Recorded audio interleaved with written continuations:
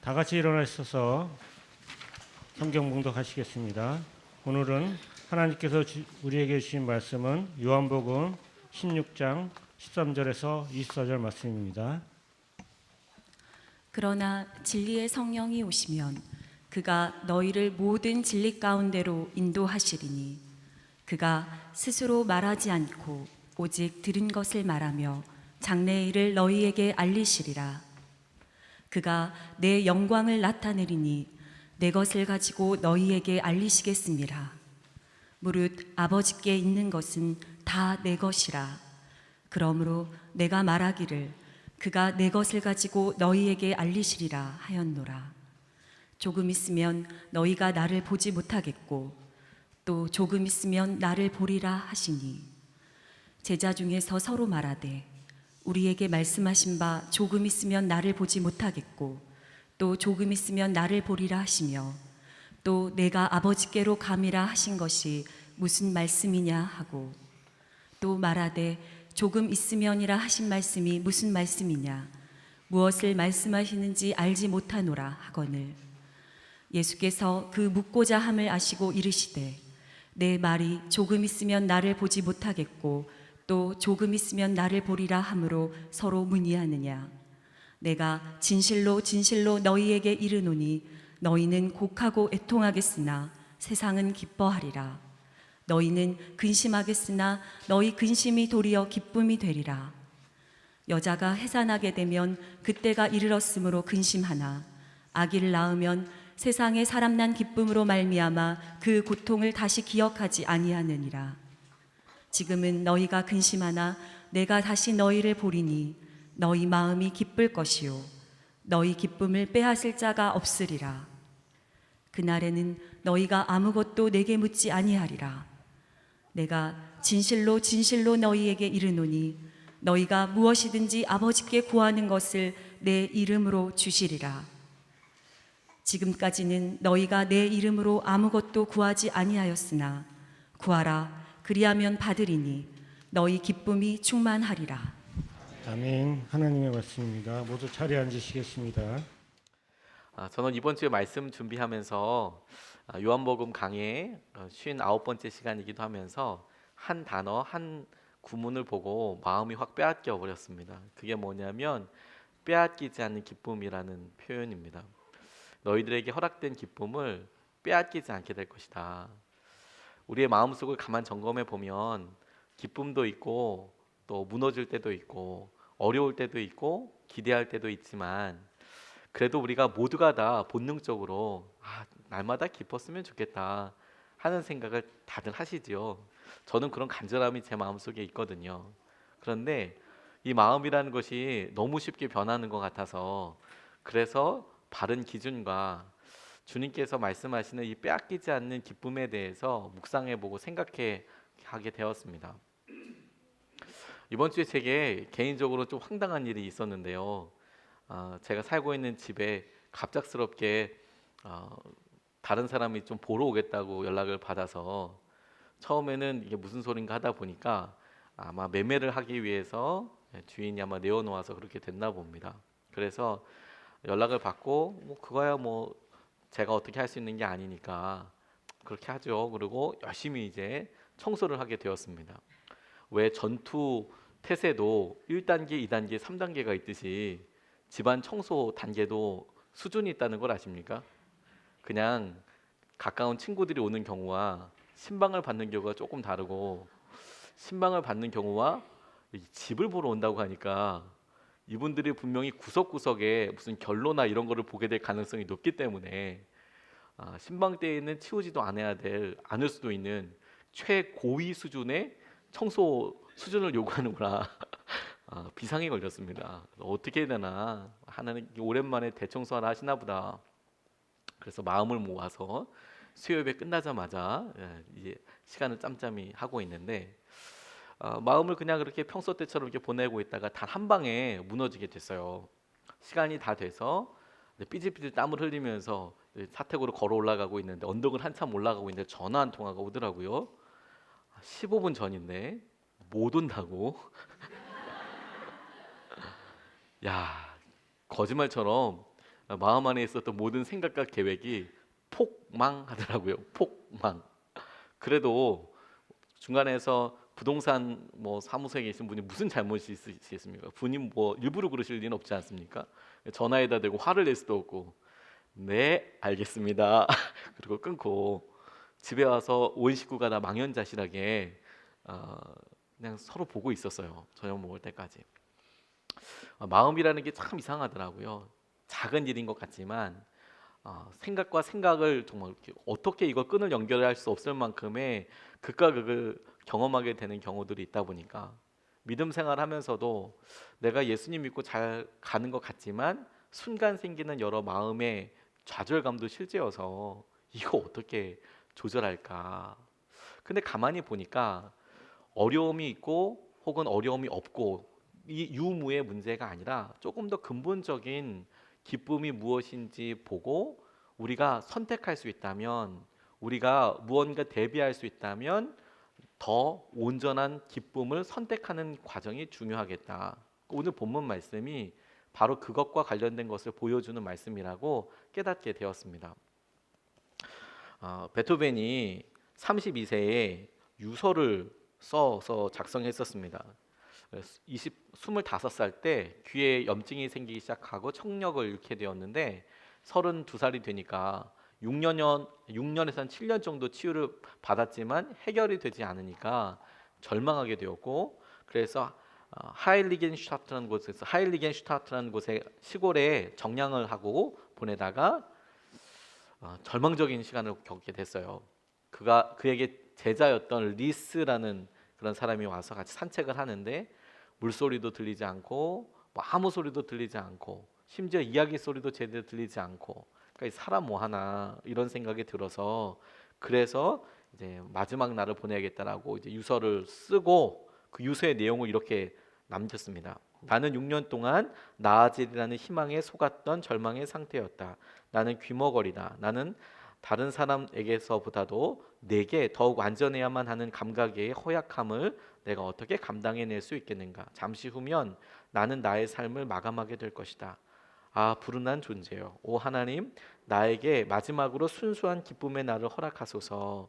너무도 오랫동안 진정한 기쁨이 나의 마음속에서 우러나오지 못했습니다. 진정한 기쁨이 나의 마음속에서 나오지 못했습니다. 상황과 여건들은 좀 다르지만 저는 이런 고백들을 하나님께 했던 적이 있었던 것 같아요. 하나님, 정말 제 마음이 기쁘고 싶습니다. 하나님께서 하시는 은혜들 가운데 내가 더 기쁘고 싶습니다. 근데 베토벤의 이야기는 여기서 끝나지 않고 그가 그렇게 유서를 쓰고 극단적인 생각을 했음에도 불구하고 그 시기를 어찌 잘 넘어서 나중에 전기 작가들이 그의 삶에 있어서 최고의 날 하루를 찍으면서 이야기했을 때가 어느 때였냐면 24년이 지난 후에 비엔나의 카른터 극장이라는 곳에서 슐러의 기쁨의 송시라는 오케스트라 반주에 맞추어서 베토벤 우리 유명한 9번 합창이 초연되게 됐을 때 사람들이 뭐 열광하게 되고 와 정말 놀라운 곡이다라고 극찬을 하며 박수 갈채를 하게 됐지만 정작 베토벤은 이제 아무 소리도 듣지 못하고 그냥 먹먹히 그냥 그 상황에 아무 대처하지 못했던 그 순간을 전기 작가들이 이렇게 표현하더라고요. 그가 정작 조용히 서 있었고 기쁜 박수 갈채를 전혀 들을 수 없었습니다. 그런데 그는 불평을 유서로 남긴 후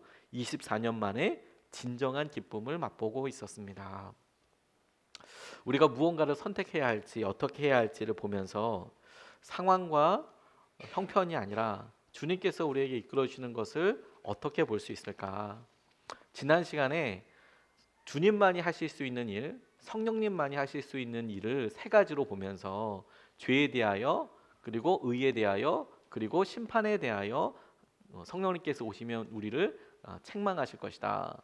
이거는 언제든지 주님만이 하실 수 있는, 성령님만이 하실 수 있는 굉장히 중요한 사인이다 라고 이렇게 우리가 묵상했었는데, 이번 주에는 이 빼앗기지 않는 질문, 기쁨이라는 것을 보고 묵상해 보다 보니까 주님께서 똑같이 우리에게 우리가 어떤 것을 선택해야 올바른 기쁨인지 빼앗기지 않는 기쁨을 선택하게 되는 것인지에 대해서 보여주신다라고 묵상하게 되었습니다. 첫 번째로 우리가 빼앗기지 않는 기쁨의 특징이 무엇이냐면 성령님의 인도하심을 따라 만나게 되는 그런 기쁨이라는 것이죠. 13절 말씀입니다.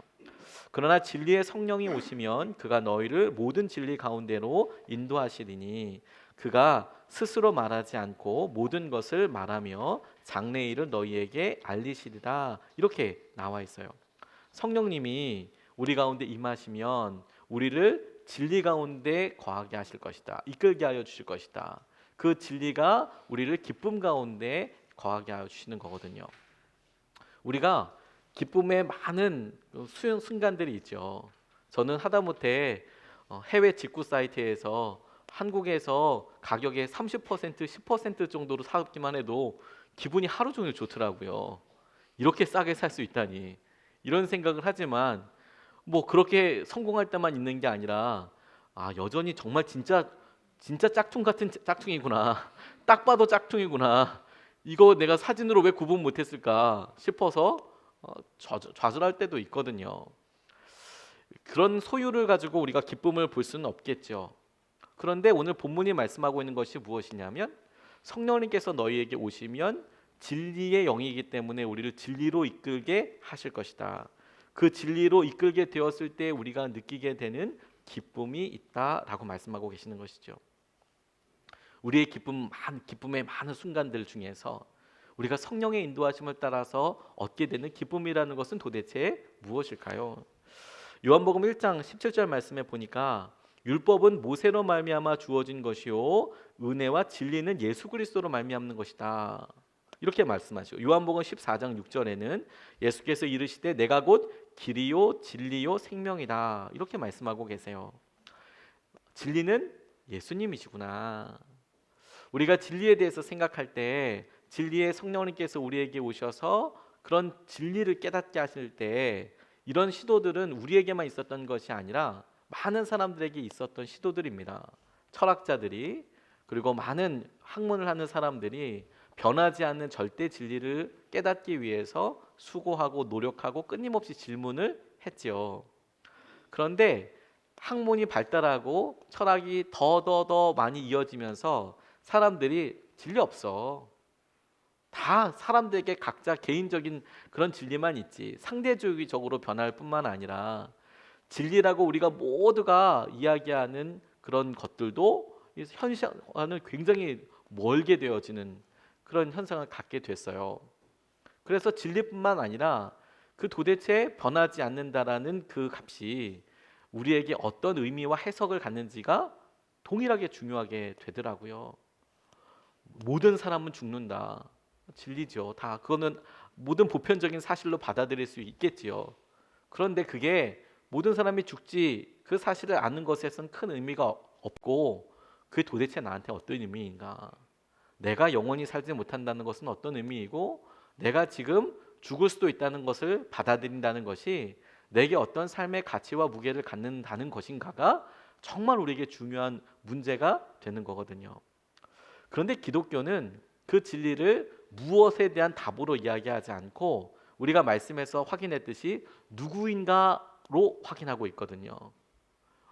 빌라도가 물었던 것처럼 진리가 무엇이냐라고 물었을 때 예수님이 마음속으로 대답하고 계셨던 것은 진리는 예수님 당신이시지. 그 예수님을 믿는 것, 예수님이 변하지 않는 것이라는 그 진리 가운데 우리가 계속해서 교제하면서 나아가게 되는 것이 성령님이 우리 가운데 이끌어 주셔서 누리게 되는 진리의 기쁨이라는 거예요. 그러니까 예수님을 알아가서 예수님을 깨닫게 돼서 누리게 되는 기쁨이 누구도 빼앗을 수 없는 기쁨 가운데 첫 번째로 놀라운 기쁨이라는 겁니다. 목회를 하면서 저 스스로가 다른 사람들은 이해하지 못하는 작은 일들로 염려하고 무너질 때가 있어요. 제가 이곳에서 얘기하기만 해도 너무 아주 저런 사소한 문제를 가지고 라고 이야기할 만한 그런 일들로 저는 고민하고 그렇게 될 때가 있더라고요. 이번 주에는 제 마음속에 마음 안에 큰 돌 같은 게 있는 것 같았어요. 저 스스로가 책임을 다하고 있지 않은 건 아닌가? 제가 조금 더 열심히 해야 되는 것 아닌가? 제 주위에 사랑하는 사람들이 힘들고 어려워하는 일들을 유독 이렇게 보게 되면서 내가 조금 더 섬겼어야 해야 될 부분들이 있지 않을까? 그러다가 깜짝 놀란 게 뭐냐면 정작 비난하는 소리와 마음의 가장 커다란 소리가 사실 저 안에 있다는 것을 알게 됐어요. 제 안에서 엄청난 소리가 막 들리는 거예요. 그럴 수 있냐? 제대로 해야 되는 거 아니냐? 비난과 비판의 소리가 너무 크고 힘드니까 진짜 이야기할 수도 없고 혼자서 그렇게 씨름하는 것이죠. 그러다가 목요일 날 설교 미리 준비되어 있는 대로 준비하고 이곳에서 말씀 전하다가 깨달았어요. 그날 제목이 나는 비판받지 않는다는, 하나님의 사람들은, 주님의 사람들은 비판받지 않는다는. 왜? 우리가 주님과 함께하고 있기 때문에, 주님께서 우리를 선택하셨기 때문에, 우리가 선택받은 사람으로 주님께서 우리를 이끄시고 만드실 때에 그분이 선택하신 그런 주권적인 것으로 인하여 아무도 우리를 비난하고 비판할 수 없다. 그 말씀을 전에도 알고 있었지만 유독 이곳에서 말씀을 전하면서 이게 하나님께서 나에게 주시는 말씀이구나. 내가 비판받지 않고 비난받지 않고 주님께서 나를 선택하시는 것에 나의 시선을 맡기는 것이 너무너무 중요한 거구나. 그래서 알게 됐어요. 이 고민 자체가 예수님과 만나게 되었을 때 갖게 되는 새로운 의미에 대해서 주님은 그것이 기쁨이라고 말씀하고 계시는 거구나. 우리에게 무엇이 해결되지 않습니다 라고 우리는 질문하지만 주님은 우리에게 대답하실 때 성령님께서 우리를 진리로, 성령님께서 우리를 예수님께로 이끌어 가시고 예수님과 만나게 되었을 때 우리에게 들려지는 음성이 우리를 누구도 빼앗을 수 없는 기쁨 가운데로 인도해 가고 이끌림 받게 하신다라는 것이죠. 우리에게 예수님께서 살아계시고 인도하고 계시는 것이 얼마나 큰 은혜인지 모릅니다. 저희 아버지께서 제게 그런 이야기를 많이 해주셨어요. 많이 해주셨던 이야기가 뭐냐면 네가 아직 경험을 안 해봐서 잘 모른다, 이런 이야기를 많이 하셨습니다. 저는 그 얘기 들을 때마다 사실 내심 그 경험해봐야 알아요. 아버님 이게 그냥 다 알죠. 이런 얘기를 예전에는 했었는데 그게 어떤 의미인지 알 것 같아요. 내가 실제로 그 일을 겪어봤을 때, 내가 실제로 가난해보고, 내가 실제 정말로 좌절한 상황에 낙담 가운데 거해보고, 내가 헤어날 수 없을 것 같은 여러 일들에 처해 보니까 그때서야 내 마음속에 드는 여러 일들이 있는데 다르더라고요. 근데 그런 상황에서 나올 수 있는 것이 어떤 답을 알아서가 아니라 누가 이 일에 정말 해답을 갖고 있는지, 그걸 통해서 주님을 의지하고 주님께 의지하여서 오게 되는 그 관계가 우리를 빼앗을 수 없는 기쁨 가운데로 이끌고 인도하여 주시더라고요. 두 번째로 오늘 본문에서 발견하게 되는 기쁨 한 가지가 무엇이냐면 근심을 통과한 기쁨, 죽음을 통과한 기쁨이 있더라는 것이죠. 우리가 똑같이 살아갈 때 뭐가 진짜 기쁨이고 뭐가 금방 사라질 수 있는 기쁨인가 얼핏 생각되지 않거든. 이렇게 질문해 보면 돼요. 이게 내가 대가지불을 한 건가? 이게 내가 고난의 순간을 통과하여서 이르게 된 기쁨인가? 이게 내가 주님께서 허락하여 주시는 과정들을 통과해서 얻게 되는 기쁨인가? 아니면 내가 그냥 낼름 얻게 되는 기쁨인가? 이것 차이가 너무너무 중요하더라고요. 대부분의 분들이요, 이런 중간의 과정들을 뛰어넘기를 원해요. 진로를 놓고 기도할 때에도 주님께서 내게 허락하여 주셔서 이 일이 해결되고 조건들이 다 갖춰지기를 원한답니다. 저를 예를 들어보면 목회를 시작하고 개척을 시작하게 되면 사람들이 필요하다고 생각하는 것들이 있어요. 개척 멤버가 있어야 하고, 장소가 있어야 하고, 재정이 있어야 하고, 이런 이야기들 꼭 필요한 것들이 있어야 한다고 생각을 하죠. 그리고 이런 세 가지 것들이 없으면 개척은 못한다고 생각을 해요. 그러면 죽을 때까지 못하더라고요. 그런 것들이 채워져서 가는 경우는 거의 없거든요. 어떤 것이 없는데, 그런데 내가 그게 정말 진심으로 갈망이 되어서 나아가게 되면 채워지고 만나게 되고 하나님께서 예비하신 것들을 발견하게 되는 거거든요. 16절에서부터 18절까지 말씀에 예수님께서 쭉 설명해 내신 내용을 그렇게 적용해 보게 됐어요. 이렇게 주님께서 제자들에게 말씀하셨습니다. 조금 있으면 너희가 나를 보지 못하겠고 또 조금 있으면 나를 보리라 하시니 제자 중에서 서로 말하되 우리에게 말씀하신 바 조금 있으면 나를 보지 못하겠고 또 조금 있으면 나를 보리라 하시며 또 내가 아버지께로 감이라 하신 것이 무슨 말씀이냐 하고 또 말하되 조금 있으면이라 하신 말씀이 무슨 말씀이냐 무엇을 말씀하시는지 알지 못하노라 하거늘. 저는 이 본문 말씀을 처음 읽었을 때 그야말로 무슨 말씀을 하시는지 전혀 모르겠더라고요. 제자들만 모르는 게 아니라 저도 모르겠다는 생각을 하게 돼서 꼼꼼히 읽어보니까 이런 내용이더라고요. 예수님께서 제자들에게 당신이 당하실 고난에 대해서 이야기하셨어요. 고난에 대해서 이야기하고 그리고 죽음에 대해서 이야기하셨는데 예수님께서 이제 돌아가시니까 제자들 못 볼 것이다. 조금 있으면 못 보게 될 거고. 근데 부활하셔서 조금만 더 있으면 너희들이 나를 또 보게 될 거다. 이야기를 하셨는데 제자들은 이 예수님의 죽음을 구체적으로 떠올려 볼 수도 없고 죽음을 떠올려 볼 수 없으니까 부활도 떠올려 볼 수 없는 거죠. 그래서 더욱 구체적으로 이렇게 이야기하십니다. 19절 20절 말씀에 예수께서 그 묻고자 함을 아시고 이르시되 내 말이 조금 있으면 나를 보지 못하겠고 또 조금 있으면 나를 보리라 하므로 서로 문의하느냐. 내가 진실로 진실로 너희에게 이르노니 너희는 곡하고 애통하겠으나 세상은 기뻐하리라. 너희는 근심하겠으나 너희 근심이 도리어 기쁨이 되리라. 뭘 설명해 주신 것이 아니라 명확하게 오히려 내가 십자가를 질 거다.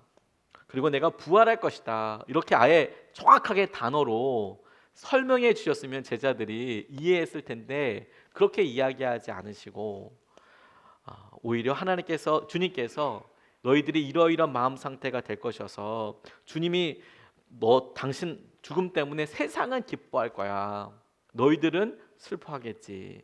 근데 내가 부활한 모습을 보면 세상은 오히려 절망하게 될 것이다. 왜? 세상에 지금 기뻐하는 이유는 자기에게 위협이 된다고 생각했던 예수님을 죽이는 것, 사단이 그 배면에서 위협적이라고 생각하는 하나님의 아들을 죽이는 것, 그래서 승리한 것이라고 기뻐하지만 결국에 그 십자가의 안에서 예수님께서 부활을 통하여 우리의 죄를 끊어내시고 보여주셨던 승리를 통해서 제자들도 구원받고 모든 사람들이 하나님들이 기뻐하게 될 것에 대해서 예수님께서 말씀하신 거거든요. 조금 있으면 그렇게 경험하게 될 것이다. 제자들에게 있어서 예수님과 평생 함께하는 것, 제자들이 예수님이 하나님의 아들이라는 것을 십자가를 통해서 깨닫지 못한 상태에서 예수님과 함께하는 것 기쁨일 수 있었겠죠. 사람들에게 인정받고 사람들이 부러워하기도 하고 그리고 자기에게 필요한 것들을 주님께서 공급해 주시기도 하고 그 삶이 나쁘지 않았을 거예요. 부러워하는 사람들이 워낙 많다 보니까 고생스럽더라도 예수님과 동행하는 삶이 왜 안 좋았겠습니까? 그런데 그 기쁨 자체는 사그라들기 딱 쉬운 거예요. 어떻게 아느냐? 예수님이 십자가를 지시자마자 거짓말처럼 그들 가운데 있었던 자랑도 기쁨도 확 다 사라졌거든요. 예수님을 정말로 구세주로 만나기 전에 예수님께서 십자가에서 보여주신 그 은혜를 십자가를 통해서 죽음을 통해서 깨닫기 전에 가지고 있었던 기쁨은 사실 다 물거품처럼 다 사라져 버리게 되었어요. 그리고 그걸 깨닫게 되었을 때의 기쁨이 진짜 기쁨이 되었다라는 것이죠. 여러분, 우리가 무엇에 만족하고 있습니까? 예수님의 사람들 교회를 주님께서 이끌어 주시는 교회로, 예수님의 교회로 세워가면서 제게 가장 커다란 어떤 갈등이랄까요?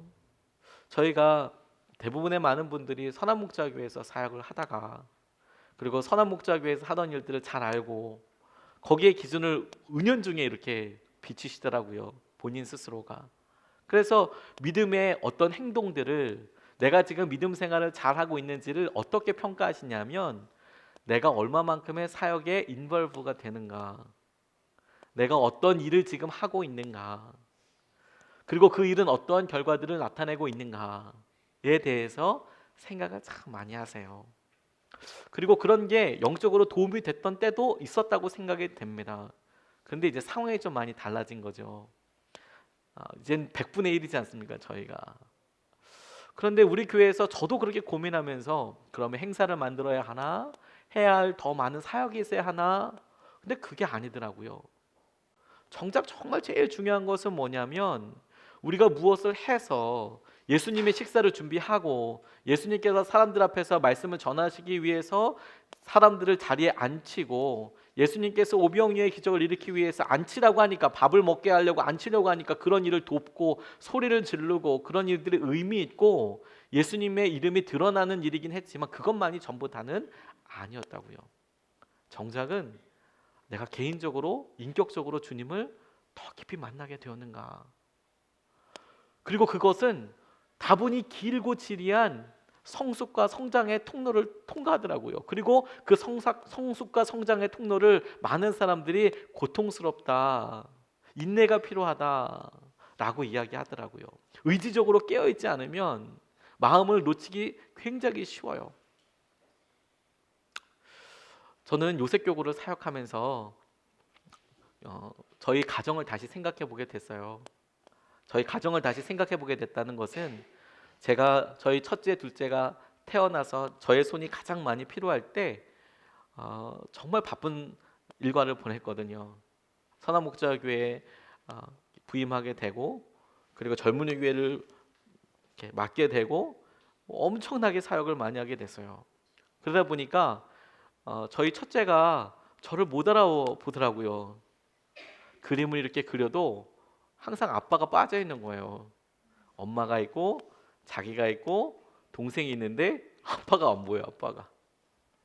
저희 둘째는 제가 이렇게 안으면 아빠가 새벽 예배 때 나갔다가 11시, 12시에 아이 잘 때 들어오니까 어쩌다가 깨어있을 때 이렇게 안아주면 이 아저씨가 누군가 싶어서 많이 울었어요. 아이들은 냄새로 이렇게 구분하잖아요. 그러니까 아빠가 이렇게 안으니까 너무 낯서는 거죠. 이게 누구야 이게? 그냥 막 우는 거예요. 사실 저 몰래 화장실에서도 울어봤어요. 애가 이렇게 그림 그려놨는데 마음이 아프더라고요. 근데 그때는 잘 몰랐어요.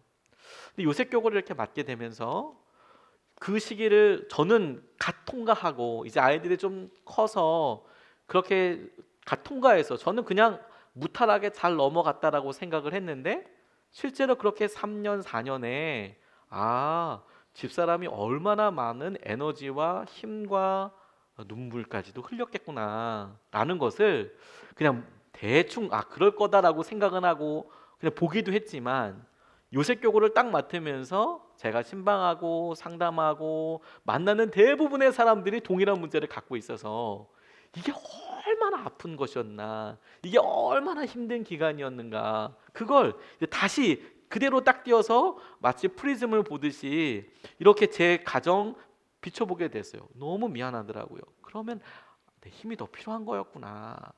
근데 그렇게 보고 또 집사람을 보고 다시 이제 또 요셉교구 분들을 보니까 자매님들 너무 힘든 거예요. 저희 축도할 때마다 꼭 기도하는 내용이 뭐냐면 한 주 동안 육아하시는 분들을 하나님 지켜달라고 꼭 축복합니다.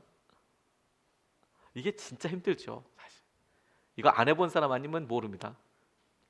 전 마치 아는 것처럼 이렇게 이야기하지만 안 해본 사람은 모릅니다. 진짜 힘들죠. 그리고 진짜 믿음의 실험이라는 생각을 해요. 남자들은 얘가 당신 나가서 돈 벌어 오지 라고 생각하지만 거꾸로 일주일만 내보라고 하면 교회 나와서 열심히 주님 오시라고 기도할 거예요. 주님 오십시오. 차라리 오십시오. 저희 어머니도 그런 얘기 하셨어요. 옛날에 소배고 풀매에서 소배 먹을 때 너 소 먹일래 애 볼래? 그러면 당장 더 소 본다고 다 나갔다고, 애 보는 거 진짜 힘들다고 이야기하는 것을. 자매들이 실제로 그 일을 할 때 힘들고 어려운 과정들을 겪죠. 제일 어려운 힘든 게 뭔지 아십니까? 잠자지 못하고 육체적으로도 힘들죠. 사실 잠은 실제로 못 자니까요. 그런데 마음속에서 정말 힘든 게 뭐냐면요, 아무것도 안 한다는 무기력감이에요. 이거 겁나 힘듭니다. 뭔가 해서 뭐가 보여서 그래서 뭘 한다면 그러면 거기로 자기가 안심을 좀 할 수가 있어요. 그런데 날마다 똑같아요. 그리고 날마다 내가 하는 일은 굉장히 의미 없어 보여요. 의미를 많이 부여하지만 이게 부여할 때만큼 그런 의미가 살아나지 않는 거예요. 기저귀를 날마다 갈면서 성령 충만하는 게 쉽지 않거든요. 우유 물 못 맞춰서 계속해서 이렇게 탓하고, 애가 이렇게 기저귀 좀만 늦게 갈아도 아이가 울 때 마치 약을 쓰면서 너는 그것도 못하냐 이렇게 막 우는 것 같아요. 너는 그 나이가 돼서 그것도 못해 이렇게 얘기하는 것처럼 애가 막 그냥 팍팍 우는 것 같으면 요걸 때려줄 수도 없고 요걸 어떻게 해야 되나. 아마 제 기분이 그런 거겠지. 애가 실제로 그렇게 표현하겠습니까? 서투르고 아빠가 잘 이렇게 버둥버둥하니까, 애가 버둥버둥하는 거다 아빠가 버둥버둥하니까 그렇게 느껴지는 거겠죠. 근데 그때 느낌이 사실 더 고통스럽고 더 힘들고 더 낙담이 되던데요. 그런데 우리가 다 알지 않습니까?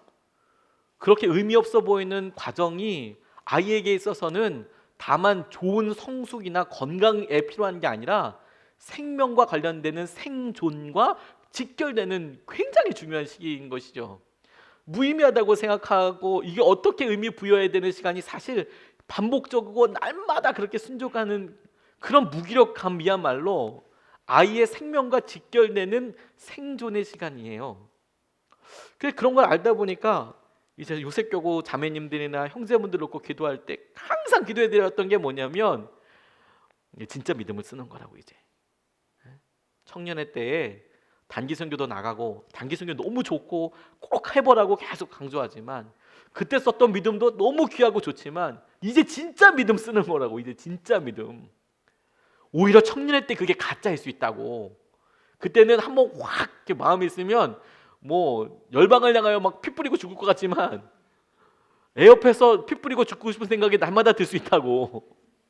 근데 그게 진짜 믿음의 실험 아니겠나. 우리 직장에서 사실 드는 거 그런 생각들이 사실 많이 들잖아요. 근심을 통과해서 사실 이렇게 중요한 고난과 그리고 과정들을 딱 띄워놓고 다 챙겨지고 내게 있던 기쁨을 누리겠다고 생각하는 거, 그건 아무 열매가 없습니다. 적어도 우리가 사랑하는 누군가에게 그만한 시간과 그만한 열정과 그만한 애정을 쏟았기 때문에 우리가 적어도 그 아이가 힘들 때에 가서 말이라도 건넬 수 있고, 우리가 분깃을 행사하려고 하진 않지만 그래도 소중한 사람이라고 이야기할 수 있는 건 아니겠습니까?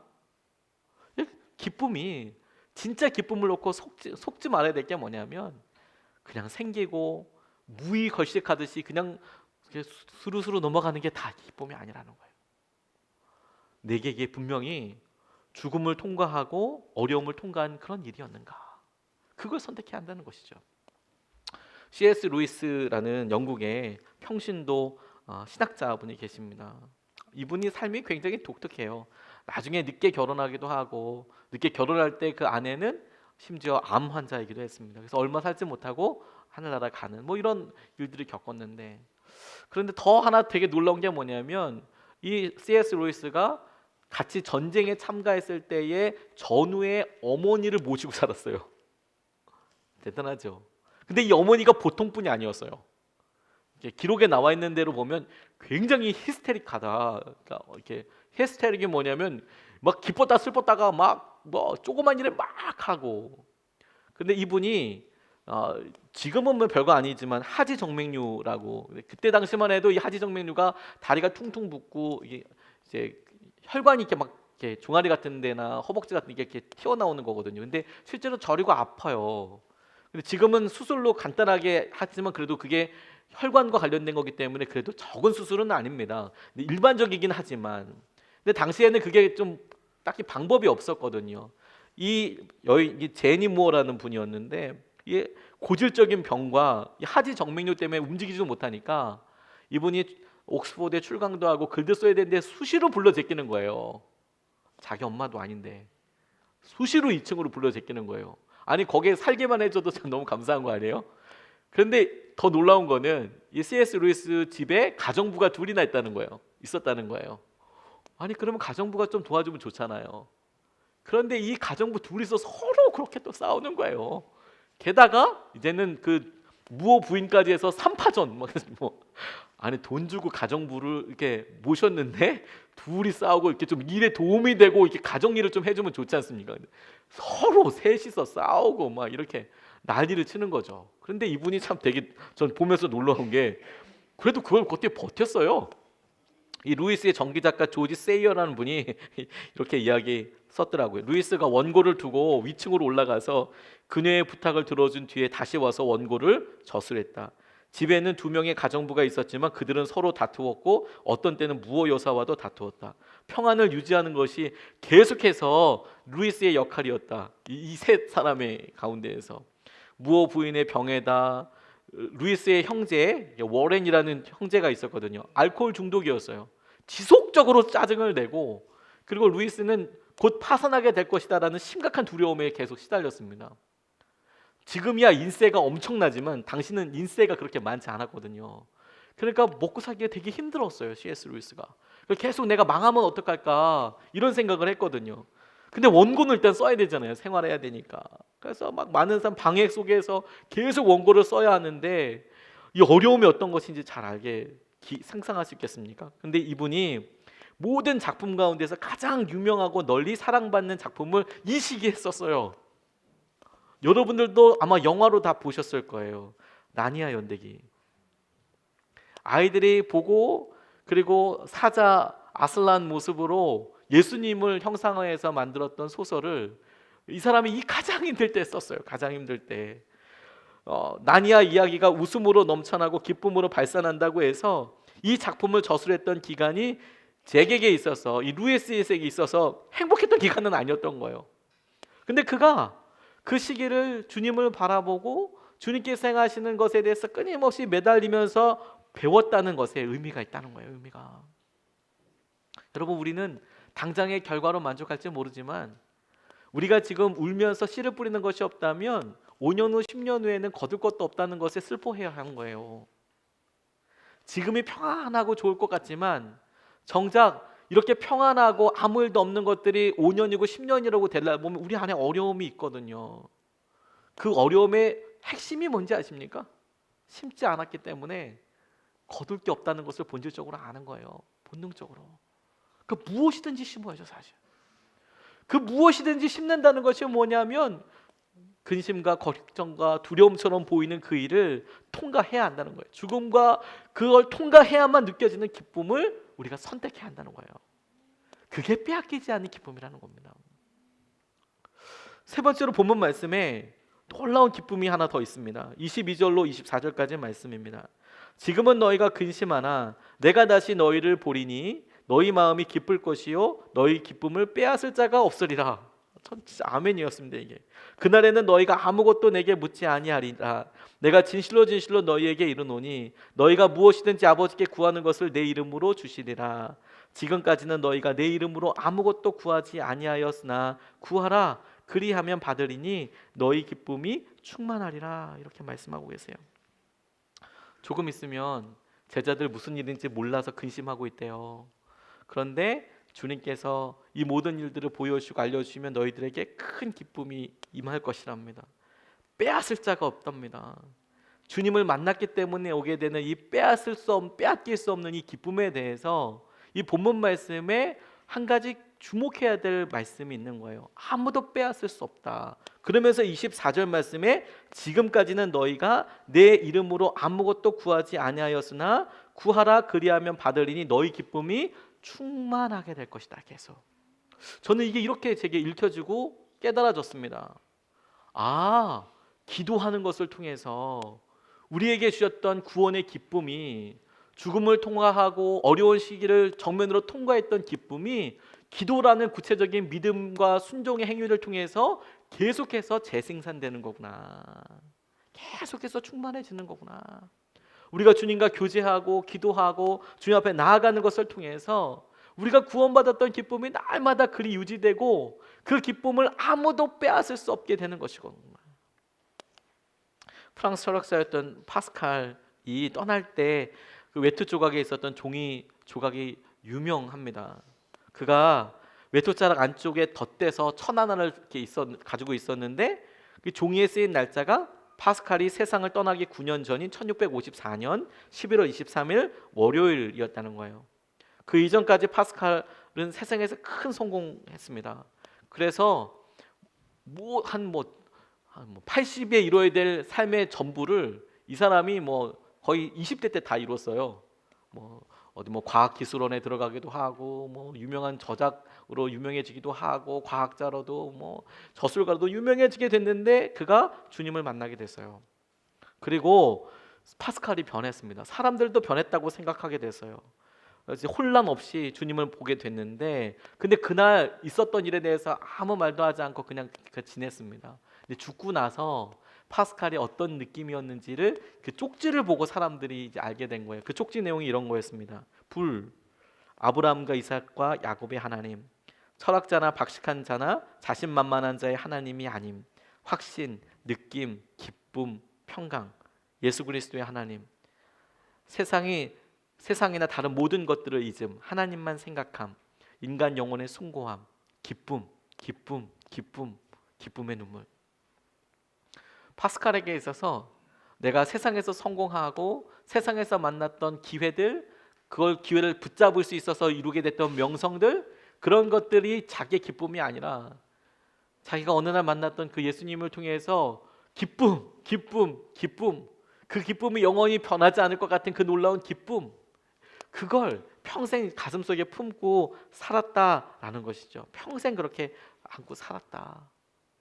그런데 여러분, 우리에게도 주님께서 이런 구체적인 일들을 마음속에 꾸준히 내가 주님께서 주신 은혜와 주님께서 우리에게 허락하신 기쁨을 붙잡고 계속해서 누리게 될 뿐만 아니라 사실 우리가 기도를 통해서 더 커다란 은혜와 마음을 누리게 되거든요.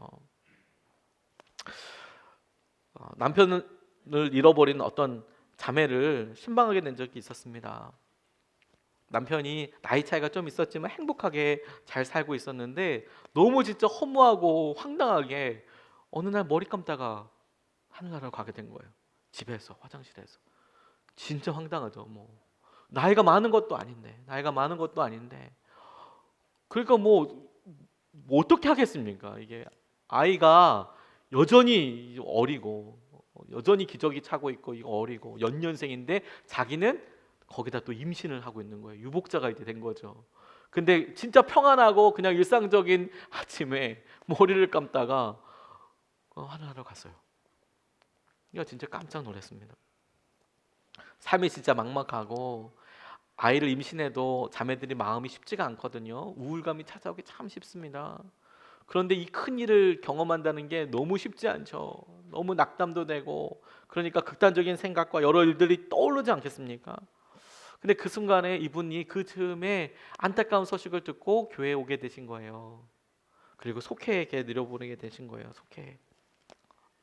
안타깝지만 어떻게 따롭게 저희가 돈이 많아서 1억씩 도와주고 이러면 좋지만 그럴 수 있지는 없지 않습니까? 할 수 있는 최대한으로 쓸 거 나누고 나누기도 하지만 도움이 되게 해달라고 기기도 하고 이제 시간이 돼서 이제 둘째도 태어나게 된 거예요. 야, 이거 어떡합니까? 이제 첫째랑 연년생이에요. 연년생. 둘째가 태어났어요.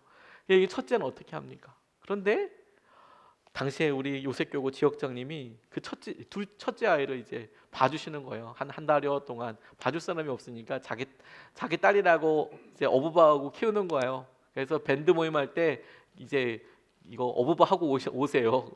갈 데가 없으니까 자기 아이들은 많이 컸고 그러니까 이제 어부바하고 오시는 거예요. 포대기에다가 안고 애를 오시고 갑자기 이제 애들이 이렇게 요셉교구 할 때 목회할 때 제가 설교하면 이렇게 아무도 저를 듣지 않았거든요. 제 설교를 보통 한 30명씩 앞에서 뛰어다녔어요. 다다다다다다다다다. 그러면 부모님들이 눈이 같이 돌아가요. 그러니까 저 완전 투명인간. 나 지금 무슨 말 하는 건지 모를 정도로 막 이런. 제가 그렇게 험하게 믿음 생활을 했습니다, 여러분. 그런데 나중에 보니까 그분들도 갈망이 있으니까 오시는 거 아니겠습니까? 그래서 설교 스타일이 바뀌었어요. 일단 막 집어 던진다. 아무 말씀이든. 그래서 그 중에 한 단어만 맞아도 오늘 성공한 말씀이다. 이렇게 스타일이 좀 바뀌었어요. 일단 막 던지고 본다. 막 아무거나 막. 왜냐하면 이게 아이들이 있으면 언제 나갈지 모르잖아요. 왔다 갔다. 진짜 너무 엄청나거든요. 이거 전쟁터예요. 울고 뒤에서 저한테 막 계속 뒤에서 막 이게 뭔지 아십니까? 막 마이크 뺏고 설교할 때 여러분들은 마이크는 안 뺐잖아요. 마이크 뺏고 뭐 난리 납니다. 뭐 드럼 치고 뭐. 그런데 그 아이에 한 명이 이제 지역장님 데리고 온 거예요. 걔는 이제 뭐 아직 그렇게 뛰어다니는 애는 아니었지만, 근데 그렇게 기도하게 되면서 그 아이가 이제 우리 품으로 들어오는 거 아니겠습니까? 주위에서 이 아이를 조금씩 돕기 위해서 기저귀가 남으면 기저귀 좀 갖다 주고, 남는다는 건 그 호스를 잘못 사가지고 자기는 좀 큰 거 사야 되는데 조금 게 선물 들어오고 그러면 굳이 바꾸지 않고, 굳이 이거 바꾸지 않고 그 조그만 거 신생아용 들어온 거 그냥 그 집에다 갖다 주고, 혼자 쓰면 알뜰살뜰하게 그거 바꿔서 좀 호스 큰 걸로 이제 자기가 쓸 텐데, 자기 집 방문한 사람이 애 있다고 제일 뭐 좋은 거 기저귀 사갖고 오면 그냥 그거 그냥 신생아용 갖다 주고, 이런 식으로 플로잉을 계속 해주기 시작하는 거예요. 근데 그러면서 플로잉만 있는 게 아니더라고요. 기도가 일어나더라고요. 기도가 일어나. 그리고 그 자매에게 있어서 그렇게 사람들이 붙잡아주고 함께 힘이 되어, 어떻게든 버팀목이 되어주려고 좀 부대끼고 비비는 그런 게 주님을 더 깊이 만나게 되고 기도하게 되더라고요. 기도하게. 그러면서 가장 놀라운 게 뭐였냐면 이 자매에게 믿음과 기쁨이 자라게 되더라는 거예요. 아무것도 기뻐할 것이 없는 이 자매에게, 나를 그래도 함께 이해해 주려고 하는 사람이 있어서 기쁜 거구나. 나를 위해서 기도해 주는 사람 때문에 기쁠 수 있는 거구나. 그리고 조금 지나고 나니까 내 문제를 그냥 수수방관하고 확 자포자기해서 놔버리는 게 아니라, 미래가 없어 보이고 끝이 없어 보이고 아이들 어떻게 키워야 되나 정말 갈등되지만 내가 기도할 수 있으니까 어려운 순간에 나를 만나 주셨던 주님께서 여전히 그런 기쁨과 은혜와 의미로 함께 해주시는 거구나. 그렇게 계속 기도를 통해서 기쁨이 재생산되고 또 다른 믿음으로 성장하게 되고 또 다른 은혜로 고백되어지게 되고 또 다른 믿음의 순종으로 이어지게 되는 거더라고요. 여러분, 우리가 어느 순간에 우리의 삶에 기쁨이 떨어져서 하나님 제가 믿음 생활 하는데 기쁜 건지 어떤 건지 그냥 옵니다. 감각이 어떨지 몰라도. 여러분, 우리가 그렇다면 질문해 봐야 합니다. 우리가 혹시 붙잡고 있었던, 우리가 기쁨이라고 보람이라고 의미라고 생각하고 있었던 것은 정말 기쁨의 요인들이었던가? 나는 어떤 행동을 통해서 나는 나의 만족감을 놓고 했던 것은 아닌가? 질문해 보는 거죠. 성령님께서 인도해 주셔서 나는 이 일을 통하여 주님을 정말 만났는가? 진리 되신 주님께 내가 만남을 경험하게 되었는가? 또한 주님께서 내게 주신 여러 가지 것들 통해 근심을 피하는 것이 기쁨이 아니고, 근심을 통과하더라도 주님께서 죽음을 통과하셔서 부활에 이르게 되시는 것처럼 내가 그냥 근심과 어려움을 겪지 않기 위해서 급급해서 이것만 안 하면 좋겠다라고 이렇게 급급해 털어버리듯이 그렇게 그냥 급급하기, 그래서 몰려서 지금 이렇게 가고 있는 거 아닌가? 그게 더 기쁨이라고 생각해요. 당장 불편하고 귀찮은 일은 없으니까. 근데 그거 진짜 허망한 기쁨인 것이죠. 잘못된 평안입니다. 그게 아니라 주님께서 함께 하시기에 내가 진심으로 이것을 통과하고 있는가? 그러면 놀라운 기쁨이 있을 뿐만 아니라 그러면 그 다음에도 더 놀라운 기쁨이 있게 되는 것이죠. 또 하나, 여러분, 우리에게 당면한 이런 기쁨의 요인들이 내가 기도해서 얻은 것인가? 주님께서 내게 기도했더니 이거 주신 것인가? 우리 모두가 예수님의 사람들 교회를 개척하면서 똑같이 누리고 있는 건 아닙니까? 아무것도 없었는데 기도하지 않았습니까? 기도했더니 뭐 하나씩 생기기 시작하지 않았습니까? 근데 그 생긴 걸 가만히 보니까 뭐 그거 다른 큰 교회들이나 앞서가는 교회랑 비교하기에 더 좋은 교회들도 분명 있겠죠. 근데 우리에겐 여러분 그거 아십니까? 내 새끼여서 예쁜 거 있잖아요. 내가 내 배 낳아서 낳은 아이고, 내가 내 시간 들여서 내가 잠 못 자가면서 코피 흘려가면서 키운 아이고, 내가 내 기도해서 먹여 살린 아이면 세상 뭘로 바꿀 수가 있어요? 근데 우리가 우리 교회를 세워가면서 그렇게 기도하면서 주님의 몸을 세워가고 있지 않습니까? 우리의 삶에도 똑같죠. 내가 이거 기도해서 얻은 것인가? 내가 이것을 놓고 하나님께서 기도하게 하셔서 그 다음 순종으로 이어지게 하는 그 길로 가고 있는 것인가? 우리가 이 기쁨으로 우리의 삶에 다른 사람이 빼앗을 수 없는, 다른 사람들에게 빼앗길 수 없는 그런 기쁨으로 충만한 삶을 살게 되시는 저와 여러분 되시기를 축복합니다. 같이 말씀 붙잡고 기도하고 싶습니다. 저는 오늘 말씀 전하면서 딱 한 가지 기도 제목 가지고 계속 기도했습니다. 이 기쁨을 우리에게 허락하여 주십시오. 하나님, 세상에 엄한 것 가지고 기뻐하지 않고, 차 바꿨다고 기뻐하지 않고, 이사한다고 기뻐하지 않고, 하나님, 내가 주님 때문에 기뻐하게 하시고 빼앗길 수 없는 기쁨을 하나님 내가 누리게 하여 주셔서 내 삶의 의미가 되어 주십시오. 내 삶의 기쁨으로 충만한 삶을 살게 하여 주십시오. 주님께서 하시는 기쁨으로 내 삶을 주장하여 주십시오. 우리 같이 말씀 붙잡고 기도하시겠습니다.